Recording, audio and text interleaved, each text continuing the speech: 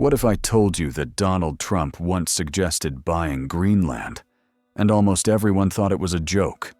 Late-night memes, headlines that vanished in a day. A strange moment people quickly forgot. But what if it wasn't a joke at all? What if that single statement revealed something far bigger? Something most people weren't meant to take seriously yet. Because while the world laughed, governments quietly kept watching Greenland very closely. Greenland is not just ice, snow, and isolation. Geographically, it sits between North America and Europe, directly along the shortest routes connecting the world's major powers. For decades, that position mattered mostly to the military. But climate change changed the rules. As Arctic ice melts, new shipping lanes are opening, routes that can shorten global trade by weeks, routes that are faster, cheaper, and increasingly difficult to control.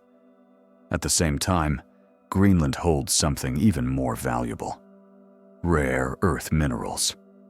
These materials are essential for modern life: smartphones, electric vehicles, renewable energy systems, and advanced military technology. Right now, the majority of the global supply is controlled by China. That's where the real tension begins. The United States relies heavily on rare earth imports. China controls the production. And Greenland is one of the few places on Earth with the potential to shift that balance. This isn't speculation. In recent years, the US has expanded its diplomatic presence in Greenland. Military cooperation has increased.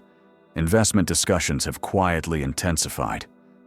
China, meanwhile, has attempted to finance infrastructure across the Arctic: airports, ports, mining projects. Not aggressively, not openly hostile, just strategically. Greenland itself is caught in the middle.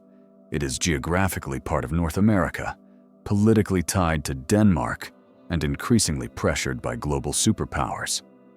Its population is small, its autonomy is growing, and every decision it makes carries consequences far beyond its borders. So when Trump mentioned buying Greenland, it was never really about ownership. It was about influence, control over future trade routes, access to critical resources, and positioning in a rapidly changing Arctic landscape. As the ice continues to disappear, competition is accelerating, involving the US, China, Russia, NATO, and European interests. The Arctic is no longer a frozen buffer zone. It's becoming a geopolitical front line.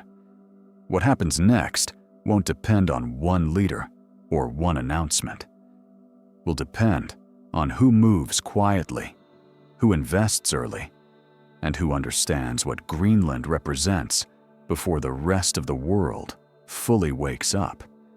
Because the real question isn't whether Greenland will change global power.